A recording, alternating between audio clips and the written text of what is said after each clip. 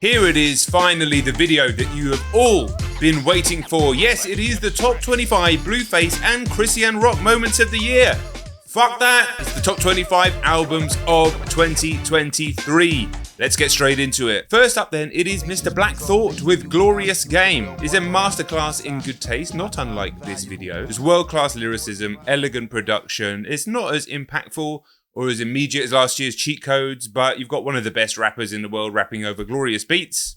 Get it done. Right, number 24 is Zach Bryan's self-titled album. Now listen, never in a million years did I think there would be a country album on this list, or indeed anywhere near my ears, but thanks to your recommendations, listen, I taste tested over 100 records from your recommendations a few weeks ago. Something about this guy's deeply authentic sound just spoke to me. It reminded me of listening to James Taylor in the car as a kid, but he's got a smoker's rasp to it.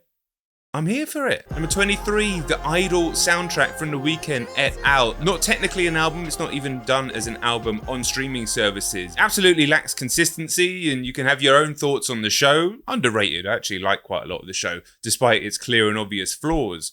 But it actually has some of The Weeknd's best music in a long time. Fill the Void, pretty much a masterpiece that harkens back to the Trilogy era, and Take Me Back, also a very good tune. Listen, you know I'm always here for Abel. Always. Okay, next up, Potter Paper. Real back in style. Fierce rapping and grandiose production from one of the UK's most consistent MCs. Potter Paper has had a stop-start career due to his run-ins with the law, but when he is able to get into the booth, few can touch him. True authenticity to his style that marries the best of the UK and US sounds. Next up then, Squid with Oh Monolith. 2023 wasn't quite as era-defining for this sort of British post-punk movement as 2022. That was a year so awash with thrilling albums from thrilling bands that it felt like the well would never run dry. But Squid's sophomore effort delivers another complex, witty, and occasionally confounding slice of post-rock. It never quite matches the insanity of Black Midi or the sort of serenity, the soaring crescendos of Black Country New Road. Instead it cuts a groove kind of somewhere in the middle and represents something almost entirely English, a distinct sense of purpose and ennui. And in a less cunty way, it bangs, but you're never quite sure if it should. Into the top 20 then, and it is Nas with Magic 3. 50 years old, a legend cemented forever, and yet a showcase of an almost impossible work and creativity ethic. This is 7 albums in just over 3 years with him and Hit Boy. Magic 3 does feel like the curtain drop for this extraordinary era, to be honest, but it's filled with timeless beats and meticulous drops of wisdom from one of, at this stage, perhaps inarguably the greatest of all time. Number 19, Black Country New Road with Live at Bush Hall. It wasn't originally planned as an album, instead a series of live show/events at the back end of last year. But this eventually turned into the third LP from Black Country New Road, and the first without original charismatic frontman Isaac Wood. I don't know if he'll ever recapture that lightning in a bottle magic of the first 2 albums when he was the lead singer, but they're such expert musicians and capable of creating a song like Turbines, which you just have to hear. And hearing that live earlier in this year as well, when I saw them in Southampton, they still have a very, very bright future. 18, it is Miss Olivia Rodrigo with Guts. She's the pop princess with a little bit of an edge. Overplayed, possibly overhyped, but a spectacularly talented songwriter nonetheless. And she has a bit of a penchant for a killer era in music, the kind of early to mid-90s Riot Girl era, the best side of pop punk, and it's about as well executed a pop album as you could hope for, really. But I do fear for whoever her ex-boyfriend is, because that guy is once again about to have his life ended if he makes even one little mistake. 17, it is Mick Jenkins with The Patience. It's a short and sweet project from Mick, running at like 28 minutes. But he is one of the most poetically poignant rappers in the game. It's one of those projects is honestly, it's almost impossible to find fault in it. It doesn't quite hit the fluid heights of The Waters, but in truth, very little does. And it's a roster of amazing features as well. You got JID on there, you got Freddie Gibbs on there, you got Benny the Butcher on there, not in the same song. Careful of that one. It's just a pleasure to have Mr. Jenkins back. 16, we got Larry June and The Alchemist with The Great Escape. A laid-back, positive, vibes-only record with flawless beats, of course, from Master Uncle Al. and chilled, kind of like self-esteem boosting rhymes from Larry June. It's very much a spring-summer album. It's not something that I play that much in the winter, but it is one I will have in rotation for years. Okay, number 15 is Rome Streets with Noise Candy 5. Now, I'm going to be honest with you. The reason this is in here is not just because it's excellent, which it is, but I only discovered last year's Kiss the Ring this year. And honestly, that would have been one of my albums of 2022. So now I have to give Mr. Streets his flowers. If there is a more purely technically skilled rapper operating consistently right now, I'm not sure who it is. Noise Candy 5 feels more sort of scattershot and mixtapey than the laser-focused, mostly Conductor Williams produced Kiss the Ring, but it's still a showcase for a true master craftsman. My word. A lyricist and a rhymer that matches the kind of grease levels of his Griselda compadres. But it's done so with a level of word manipulation that's reminiscent of the man that should only be spoken about in all caps. Rest in peace. If you're looking for a standout track on this one though, the one with Joey Badass is called Fire at Your Idle Mind, and it's pretty much perfect. 14 then, Tyler the Creator with The Estate Sale, or Call Me If You Get Lost, The Estate Sale. I think it's only Tyler's stubborn commitment to reinventing himself on every album that means The Estate Sale isn't considered a full project. It's just considered a kind of bonus, a deluxe. But it has the runtime, the quality, and the weight that most artists would kill for. But here it's presented as somewhat of an afterthought, which is strange. But with heavyweight cuts, like Sorry Not Sorry and Dogtooth, they just show Mr. Creator to be one of music's most consistently brilliant artists, all genres. Serious. In truth, and we've spoken about this before, I can't think about Call Me If You Get Lost without thinking about the time the crackhead ran out in front of my car, mere inches from my car, and hit him with my car. He didn't die, he got up and ran away. I can't ever escape that thought. Why would I be able to? I need to process it, deal with it, maybe therapy. But regardless, a really, really good record. Okay, number 13, 100 gecs, 10,000 gecs. When you listen to as much music as we do in the community, it's no wonder that sometimes we need our expectations fucked with a little bit. I think it's why we struggle with plastic pop music, because genericism is just like death to us. This album is the polar opposite of that. The polar opposite. Sugar-fueled anarchic chaos from bell to bell. But at the same time, 100 gecs never too far away from catchy melodies, never too far away from catchy hooks. Listen, I've struggled with some of the hyperpop movement that a lot of people recommend to me in droves, but when it throws out substance along with the kind of clashing instruments and pixie dust mania, it does speak, and this treads the line perfectly for me. Plus, frog on the motherfucking floor. Exactly. Number 12, and I'm actually surprised this didn't make the top 10 of the year. I thought it was a surefire hit for top 10, but regardless, it's Daniel Caesar with Never Enough. Just utterly gorgeous. Utterly gorgeous. Pitch perfect indie R&B from Daniel. He seems to be incapable, honestly, of releasing a bad track, of doing a bad song. There's maybe not the absolute standouts that we heard on Freudian, but we're talking about the production and melodies on Valentina, the sort of sumptuous hum of Let Me Go, or the bluesy undertones of the excellent Shot My Baby. It kind of all has future classic energy. It's a perfect accompaniment to a late night drive or a sleepy winter's evening. You know, we're going to be having a lot of them. Okay, then number 11, and I actually can't believe this hasn't made my top 10, but here we are, is Lil Yachty. Let's Start Here. Has there been a more impactful single moment in 2023 than Yachty's Now? Play it. Now.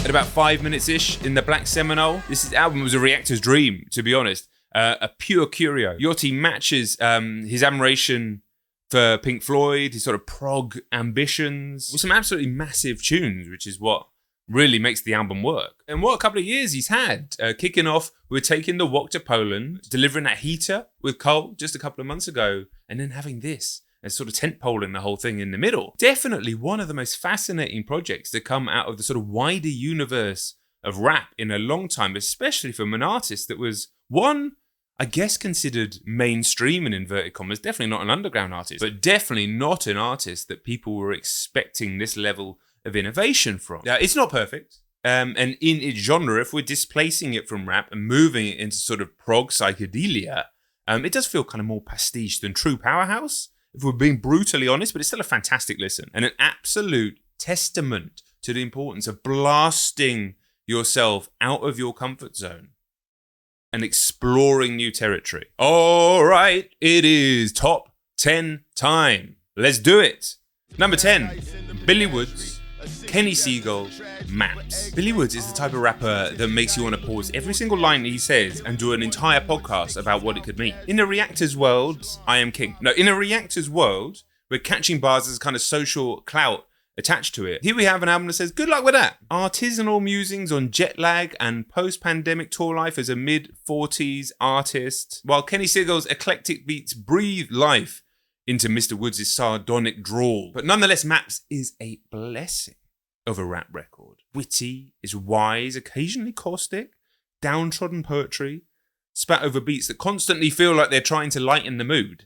And as an early 40s sardonic fucker at times, it does feel like it speaks directly to me. And as such, I have all the time in the world for it. Number 9, Killer Mike with Michael. It should come as no surprise whatsoever that one half of Run the Jewels, and a man who has been a tremendous artist in his own right before he ever even ran into LP, delivers a Grammy Award nominated rap album. So the beats are kind of bluesier than your standard Run the Jewels record, and the rap's calmer and perhaps more personal, although Mike's always been an open book, in truth. It features one of the year's standout tracks in Scientists and Engineers with Pluto and the world's most famous flautist, Andre 3000. And from pillar to post, it just delivers excellence. No surprise, I hope it wins the Grammy. Shout out Killer Mike, essential shit. Right, here's one that you may not have heard. It is Crosses with Good Night, God Bless, I Love You, Delete. Now, Crosses are Chino Moreno from Deftones' side project band, and honestly, I only listened to this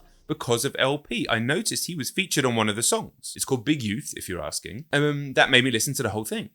And then I listened again, and again, and again, and again, and again. I basically had no memory of the first album from Crosses. I remember it being a thing. It came out in 2014. Hey, I had a 3-year-old and a 0-year-old back then. This is a pounding, pulsating slice of sensual electronica with two of the coolest feature artists you could ever hope for. Mr. Presidente LP and Robert Smith from The Cure. It is the perfect album to cruise around Night City to for your cyberpunk fans. Elevated electronica with soul and spirit. Number 7, I've got to sit forward for this one. Jessie Ware, That Feels Good. The exclamation mark is my second most hated piece of punctuation, just behind the ellipsis. If you want to feel like you're having a stroke, now I don't know why you'd want to do that, but you should read some old Brexiteer Karen's Facebook profile where every sentence ends in both an ellipsis and an exclamation mark. Oh, I fucking feel ill just thinking about it. Anyway, Miss Ware earns her exclamation marks here.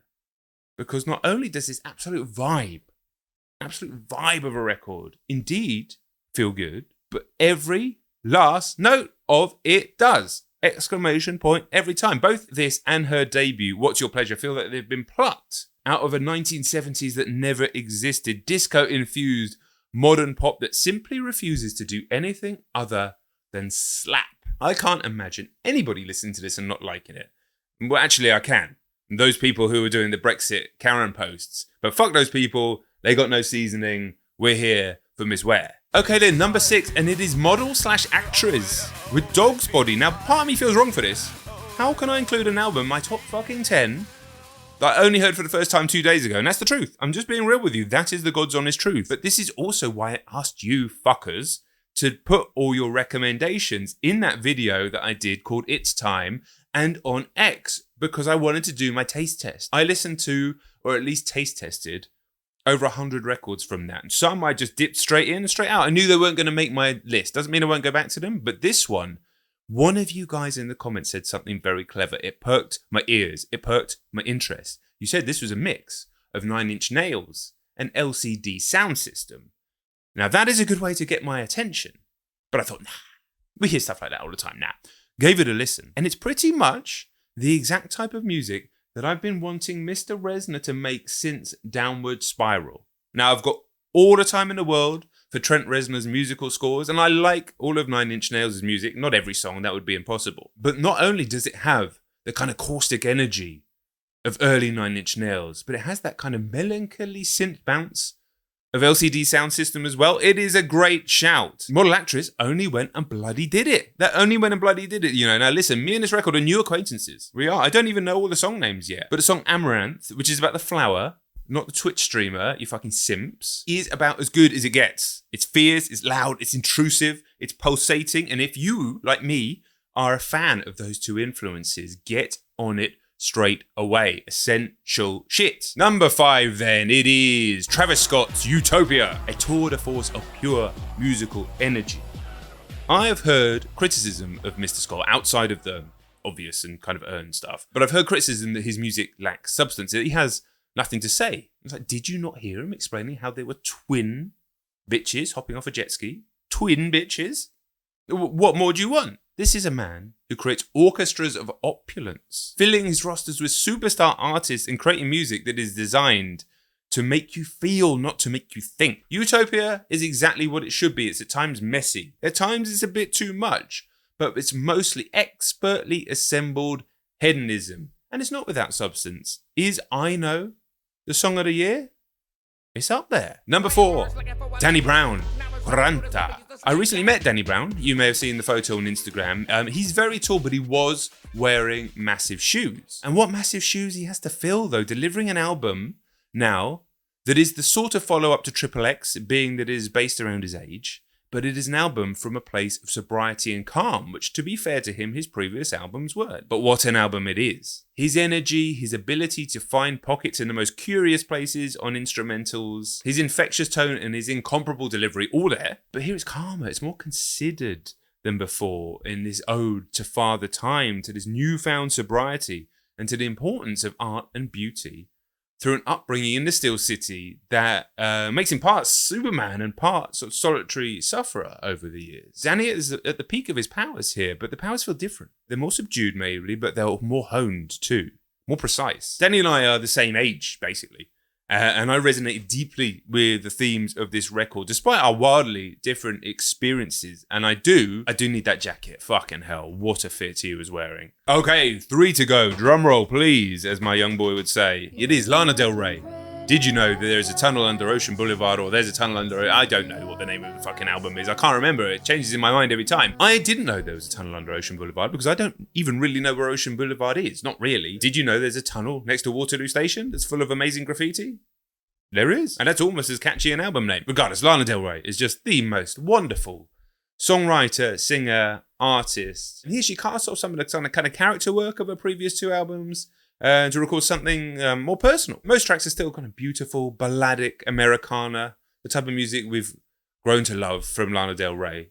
But she doesn't shy away from a little bit of electronica here. Standout track A&W being a prime showcase of this. The thing is with Lana, you could put her entire back catalogue on shuffle across all the albums and no song would sound out of place. Yet, she also manages to compose albums that feel entirely whole. There's a kind of magic to that I can't really understand. But all these albums into a career to deliver something this well written, this well delivered, and this amazing to listen to, we just have to hold our hands up.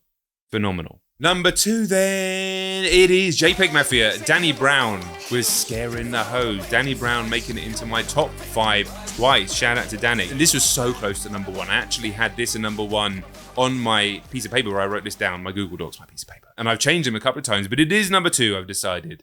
But it is probably my most listened to and most bang for buck enjoyable album of the year. He have 2 of the most innovative, likable, and downright talented artists in the wider universe. We've spoken about this already. The wider universe of rap colliding to create a project of rampant invention. Phenomenally inventive production from Peggy that pulls in the online, the offline, the north, the east, the south, the west, the absurd and the divine. Every moment in this album is just a pure expression of creativity. Bursting at the seams with fizzing, bubbling energy. Perfect, damn near perfect. Garbage Pail Kids, triumph. Claps in the title track are already a phenomenon live. Yes, Danny played this and a few other songs from this album in his live show. And when everybody was clapping along and then the beat drops, everybody in the room went apeshit. The least disappointing album of all time. Hoes were scared.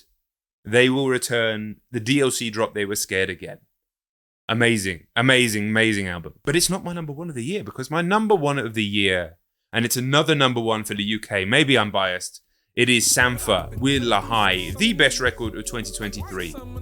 An absolutely gorgeous, immaculate work of poetic and melodic beauty. Every note, every instrument, every coda, every quaver, every tempo choice so adeptly placed. Sampha is a modern day virtuoso, a voice for the ages, an instrumentalist, a musician,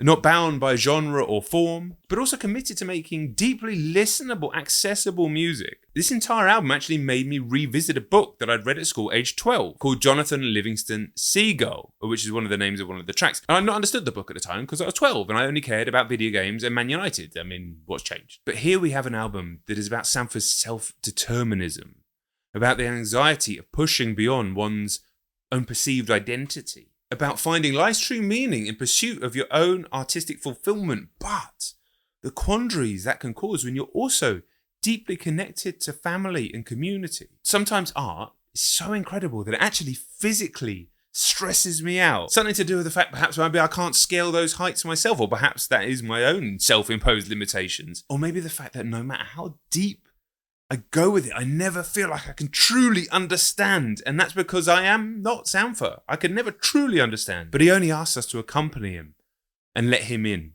And with Lahai, he's the best guest you could possibly ask for. There we go. Top 25 in the books. Let me know your album of the year. Let me know your thoughts on mine. Feel free to rinse them. I don't care, because music is entirely subjective. And what a wonderful thing it is. Thank you so much for the support in 2023. We're back stronger, with more content, new styles, new energy in 2024. Stay strong, rest up, get that turkey in you, and I'll see you fuckers. I love you in the new year. Peace.